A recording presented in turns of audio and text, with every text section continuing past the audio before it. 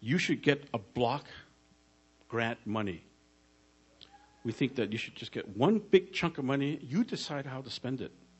You decide what the priorities are. You decide what your concerns are. You decide how best the money ought to be used, instead of them telling you what to do. And that's why you need capable governing institutions. You need to get a stable governing structure. It has to be fair. It has to be effective. It has to get the job done. And it also has to match who you are as a Mi'kmaq, how you think about governing systems.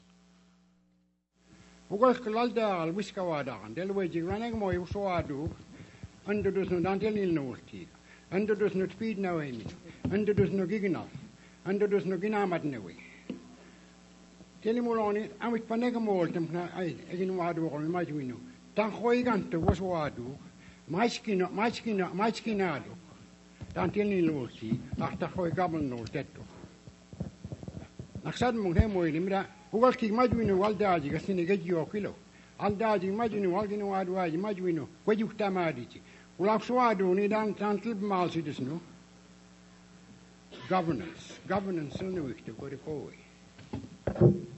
age igan up the move or igan aboltig or ilo de mic. I think the good word was said to me ilo de mic. Governance no ilo de mic. Dan lib mal sidisno igantu. So uladani kisuida jini la skeptic sa khed mai. Amit paiji kichkaji telimogi. Muna det paradiwo. Kespugalo majunu telimo ulakswadu ni la ilo de mic. Underdosnu dan telino. What I am suggesting here for a moment in English is I believe in order for us to move forward, we are trying to undo the legacy that's been evolving within us for the last 100 and some odd years through the Indian Act. So we are very much indoctrinated of looking at ourselves from a dependency mode. And in order for this initiative to move forward, I think we have to first of all set certain parameters. And those parameters have to be that whatever these governments may look like in the future, it will not abrogate or negate any or part of our Aboriginal and treaty rights issue. It will not negate any of the social programs that we are privileged to have through the Indian Act or through other forms of legislation. That this process will not again negate the Constitution, Section 35, all those other treaties that we have been privileged to be who we are as Mi'kmaq, whether it's the Royal Proclamation, especially the Royal Proclamation. I believe that's enshrined in the Section 35, that no one can sell or barter. I mean, what do you call them? Our land. The land will always remain within our jurisdiction. So these are the things I think. These fires that are being created by the skeptics, by the propagandists, they have to be neutralized at this point in time. Or I believe this initiative is not going to go forward because people are fearful. They don't know what they are embarking upon. Basically say, just the Chief and Council, they just want to extend their terms for 4 years and guarantee them for more income or what. But however, it's not that. It's more transparency and it's more accountability to the people, where everybody will be asked in major decisions that will affect Eskasoni. Well, down Sama, down Council, Malaptamu, Madnamu, she'd wooden, Madnamu, she'd self-interest, she'd go, Madnamu, she'd wooden, Meda, Nemo, and a little woodima, she'd wooden. Governance law, combination, new pictures, it isn't a high jump. Could you tell me what a primer, nigga? As you know, what primer do not. Start to the legacies that have been developed, that have been evolving through Indian affairs, through Indian Act, are so heavily ingrained in our consciousness that we can't see beyond what could it be, how could it be better in the future. So to dispel all this